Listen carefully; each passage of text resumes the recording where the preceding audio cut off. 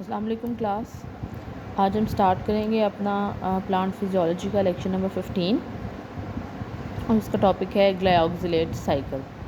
ठीक है, जो हमने क्रेब्स साइकिल पढ़ा था ना, ये बिल्कुल उस तरह से है, लेकिन ये थोड़ा सा डिफरेंट है। वो मैं आपको बताती हूँ कैसे डिफरेंट है ग्लाइऑक्सिलेट साइकिल।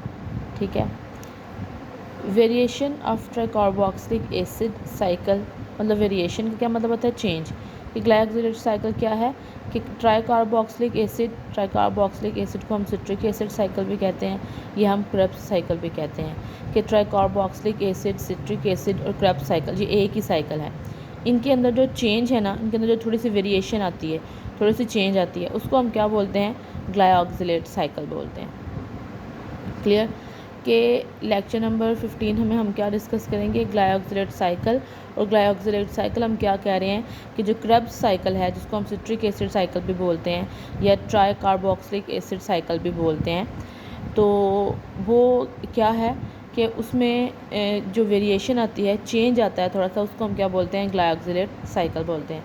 कि ट्राई एसिड साइकिल या क्रेब्स साइकिल को अगर हम चेंज कर दें, जो हम अगर नेक्स्ट पढ़ेंगे कि क्या चेंज करते हैं, तो उसको हम क्या बोलते हैं? ग्लाइऑक्सिलेट साइकिल बोलते हैं। ये प्रेजेंट किस पे होता है?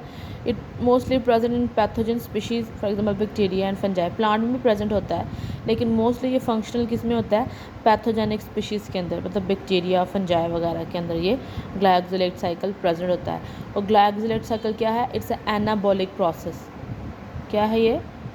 एनाबॉलिक प्रोसेस है, सॉरी कैटाबॉलिक प्रोसेस है ये। ठीक है, रेस्पिरेशन है ना, रेस्पिरेशन एंड कहते हैं, तो ये कैटाबॉलिक प्रोसेस है जिसमें मॉलिक्यूल्स को तोड़ के छोटे मॉलिक्यूल्स में कन्वर्ट करके एनर्जी एब्जॉर्ब की जाती है। क्लियर?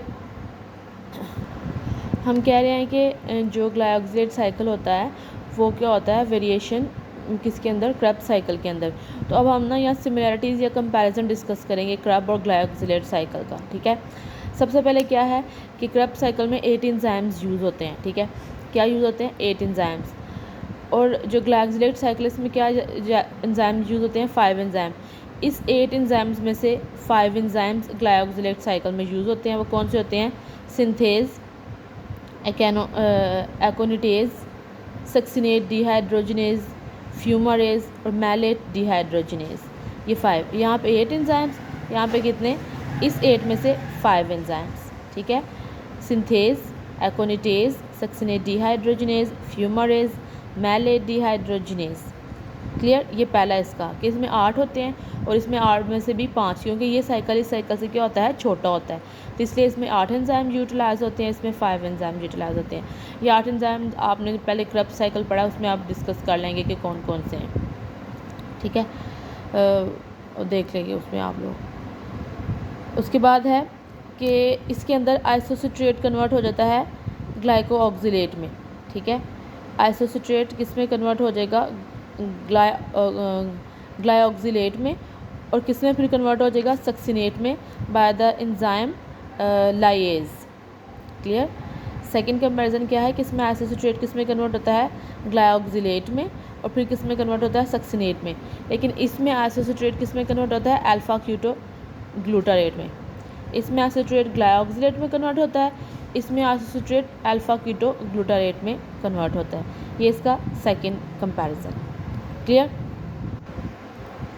नेक्स्ट देखते हैं कि ग्लाइऑक्सिलेट प्लस एसिटाइल को ए किस में कन्वर्ट हो जाएंगे? मैलेट में, in the presence of enzyme synthase. ठीक है, ग्लाइऑक्सिलेट और एसिटाइल को ए मिलेंगे, किस में कन्वर्ट हो जाएंगे? मैलेट में, in the presence of enzyme synthase. Clear? Glyoxylate plus acetyl co A in the presence of enzyme synthase किस में कन्वर्ट हो जाएंगे? मैलेट में। लेकिन इसमें सक्सिनेट कन्वर्ट होता है मैलेट में। इसमें कौन कन्वर्ट होता है? सक्सिनेट कन्वर्ट होता है मैलेट में, in the presence of enzyme dehydrogenase. Clear? पहले क्या था कि वहाँ 8 एंजाइम यूज़ हो रहे थे उसमें, और ग्लाइऑक्सिलेट में क्या यूज़ होते हैं? उस 8 में से 5 यूज़ होते हैं।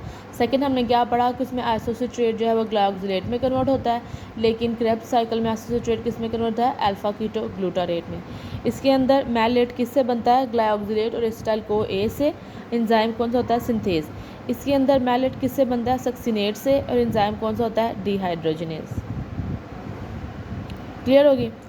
अच्छा जी, अब हम बात कर रहे थे कि जो है ना पैथोजेंस के अंदर प्रेजेंट होता है ये बैक्टीरिया और फंजाई के अंदर, और हमें पता है कि पैथोजेंस क्या होते हैं, ऐसे क्रिएचर्स हैं, ऐसी स्पीशीज़ हैं, ऐसे ऑर्गेनिज़म्स हैं जो क्या करते हैं, डैमेज करते हैं दूसरी क्रॉप्स को या अटैक करते हैं ह्यूमन बींग्स के, मतलब एज अ पैरासाइट एक्ट करते हैं। पैथोजेंस क्या होते हैं, पैरासाइट्स होते हैं जो अपने होस्ट के ऊपर रहते हैं और इन रिटर्न उसे क्या पहुँचाते हैं, नुकसान पहुँचाते हैं। ठीक है, तो अब आपको पता है कि हम ऐसे पैथोजेंस को रोकते भी हैं। ठीक है, उनके ख़िलाफ़ हम एंटीबैक्टीरियल या एंटी फंगल चीज़ यूटिलाइज़ करते हैं।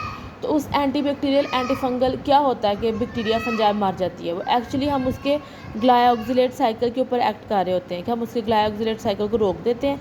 जब उसका ग्लायोक्सिलेट साइकिल रुक जाएगा तो उसको फूड कहाँ से मिलेगी, तो वो ऑटोमेटिकली डेथ हो जाएगी उनकी। क्लियर, आई एम रिपीटिंग कि जो ग्लायोक्सिलेट साइकिल है ये पैथोजेंस के अंदर प्रेजेंट है। ठीक है, हम डिस्कस कर चुके हैं इसको, ये किसके अंदर प्रेजेंट है, पैथोजेंस के अंदर प्रेजेंट होता है। और पैथोजन हमें पता है कि डिजीज़ कॉजिंग होते हैं, तो हम कह रहे हैं कि डिजीज़ कॉजिंग को हम हमेशा क्या करते हैं, उन्हें ख़त्म करते हैं एंटी फंगल या एंटी बैक्टीरियल। तो एंटी फंगल और एंटी बैक्टीरियल वो कैसे बनते हैं कि हम उनके ग्लायोक्सिलेट साइकिल पे, अगर फंजाई के ग्लायोक्सिलेट साइकिल पे अटैक करेंगे तो फंजाई ख़त्म हो जाएगी, तो हम उसे क्या कहते हैं कि ये हमने एंटी फंगल तैयार की है। जो एंटी बैक्टीरियल हम यूटिलाइज़ करते हैं वो क्या होते हैं कि वो भी क्या करते हैं, जाके बैक्टीरिया पे अटैक करते हैं। अब वो अटैक कैसे करते हैं, टारगेट क्या होता है, जो हम एंटी फंगल या एंटी बैक्टीरियल बनाते हैं उसके अंदर क्या होता है, टारगेट होता है उनका, कुछ इनहिबिटर्स होते हैं, इनहिबिटर्स डालते हैं। वो इनहिबिटर क्या करते हैं, डायरेक्ट जाके इनहिबिटर्स क्या करते हैं, टारगेट करते हैं ग्लायोक्सिलेट साइकिल को। और ग्लायोक्सिलेट साइकिल में किसको टारगेट करते हैं, आइसोसिट्रेट लाइएज को। जब हमने पीछे पढ़ा है ना कि आइसोसिट्रेट लाइएज बनता है, ये चीज़ हमें पढ़ी है कि आइसोसिट्रेट किस में कन्वर्ट होता है, ग्लायोक्सिलेट में। ठीक है, आइसोसिट्रेट ग्लायोक्सिलेट में कन्वर्ट हो रहा है लाइएज की प्रेजेंस में। तो इनहिबिटर यहाँ आके एक्ट करता है, इस एंजाइम को वो काम करने नहीं देता। जो एंटी फंगल या एंटी बैक्टीरियल हम यूटिलाइज़ करते हैं, सब हमने हाथों में भी लगाते हैं ना, जो हम आजकल सैनिटाइज़र यूज़ कर रहे हैं एंटी बैक्टीरियल, तो उसके अंदर भी क्या होते हैं, इनहिबिटर्स होते हैं। एक्चुअली उसके अंदर क्या होते हैं, इनहिबिटर्स होते हैं। वो इनहिबिटर्स क्या करते हैं, जाके यहाँ पे इस पॉइंट के ऊपर इस एंजाइम को रोक देते हैं काम करने से। आपको पता है कि एंजाइम किस तरह का स्ट्रक्चर होता है। ठीक है, ये स्ट्रक्चर है एंजाइम, ये सबस्ट्रेट के ऊपर ला के काम कर रहा है। अगर इसके ऊपर कोई आके इनहिबिटर अटैच कर देगा तो इसकी शेप चेंज हो जाएगी, फिर वो सबस्ट्रेट के ऊपर लग नहीं सकता। जब तक सबस्ट्रेट के ऊपर वो लगेगा नहीं तो काम नहीं होगा। एंजाइम सबस्ट्रेट मैकेनिज़्म आपको याद है ना, ये एक एंजाइम की शेप होती है स्पेसिफिक, इसने जाके अपने अब स्पेसिफिक शेप की सबस्ट्रेट के ऊपर लगना है। लेकिन अगर ये एंजाइम है, इसके ऊपर आके कोई इनहिबिटर लग जाएगा, ये इनहिबिटर लग गया, ये इनहिबिटर है, तो इसने इसकी शेप चेंज कर दी है, अब ये अपने सबस्ट्रेट के ऊपर नहीं लग सकता। तो जब सबस्ट्रेट के ऊपर नहीं लगेगा तो फर्दर प्रोसेस नहीं होगा तो साइकिल कंप्लीट नहीं होगा, साइकिल कंप्लीट नहीं होगा तो फूड नहीं बनेगी, फूड नहीं बनेगी तो जो बैक्टीरिया या फंजाई है उसकी डेथ हो जाएगी। क्लियर, ठीक है जी।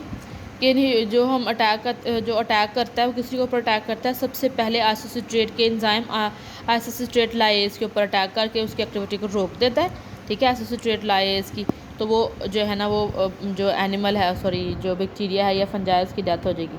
मोस्ट कॉमन हम एंटी फंगल यूज़ करते हैं वो अगेंस्ट कैंडिडा एल्बिकस, ये भी फंजाई है, उसके अगेंस्ट यूज़ करते हैं। या माइकोबैक्टीरिया के ऊपर हम इनहिबिटर डालते हैं एंटी फंगल, जो टीबी के लिए क्योर करते हैं। जब टीबी की हम मेडिसिन खाते हैं टीबी के लिए, ट्यूबरक्लोसिस के लिए, तो एक्चुअली क्या होते हैं, हम इनहिबिटर्स खा रहे होते हैं। वो इनहिबिटर्स जाकर बैक्टीरिया के ऊपर अटैक करते हैं, उसके ग्लायोक्सिलेट साइकिल को रोक देते हैं, वो बैक्टीरिया मरता जाता है और हम रिकवर करते जाते हैं। क्लियर,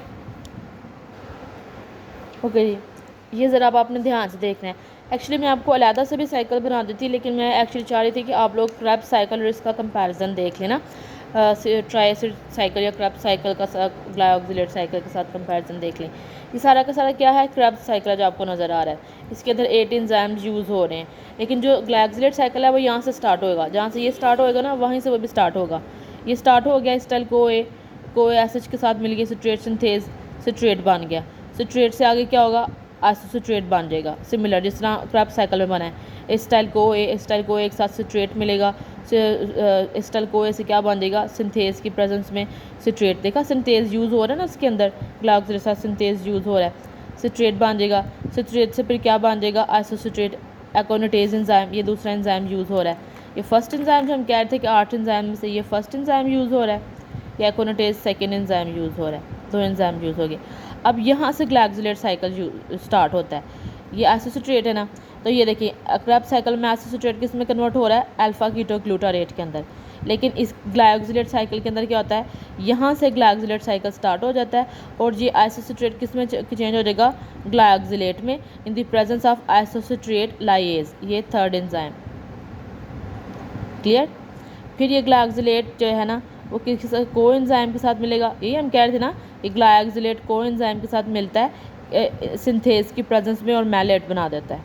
ठीक है, यहाँ से सक्सिनेट से मैलेट बनता है, सक्सिनेट फ्यूमरेट और मैलेट, और यहाँ से कोएंजाइम और ग्लाइकोसिलेट मिलकर क्या बनाते हैं, मैलेट बनाते हैं। ये हो गया चौथा enzyme. Clear. First, second, third, fourth, और फिर जब उसने दोबारा से इसको रीस्टार्ट करना है वो फिफ्थ एंजाइम वहाँ पे यूज़ हो जाएगा। क्लियर हो गई ये बात। ये सिर्फ इतना सा ना, ये साइकिल ये क्या है, ग्लाइकोसिलेट साइकिल है। तो आपने, मैं रिपीट कर रही हूँ, तो आप अपने बुक पे ना बनाते जाइएगा कि स्टाइल को ए से सिट्रेट, सिट्रेट से आइसोसिट्रेट, आइसोसिट्रेट से ग्लाइकोसिलेट, ग्लाइकोसिलेट से यहाँ भी एंजाइम यूज़ होता है, यहाँ पे भी ग्लाइकोसिलेट से यहाँ पे डिहाइड्रोजनेज यूज़ होता है। ठीक है, ग्लाइकोसिलेट से कोएंजाइम, साथ में मिलेगा सिंथेज की प्रेजेंस में मैलेट। ये इतना सा क्या है, ग्लाइकोसिलेट साइकिल। क्लियर। ठीक है, एसिटाइल को ए, सिट्रेट, आइसोसिट्रेट, ग्लाइकोसिलेट, यहाँ से कोएंजाइम के साथ मिलके, ये वाला कोएंजाइम एसिटाइल को ए कोएंजाइम के साथ मिलके सिंथेज के प्रेजेंस में मैलेट, मैलेट से ऑक्सैलिक स्टेट और दोबारा से एसिटाइल को ए। ये साइकिल पूरा का पूरा कंप्लीट हो गया। एक एंजाइम, 2, 3, 4, यहाँ पे डिहाइड्रोजनेज होगा कन्वर्ट करने के लिए 5। क्लियर। ओके जी, थैंक यू।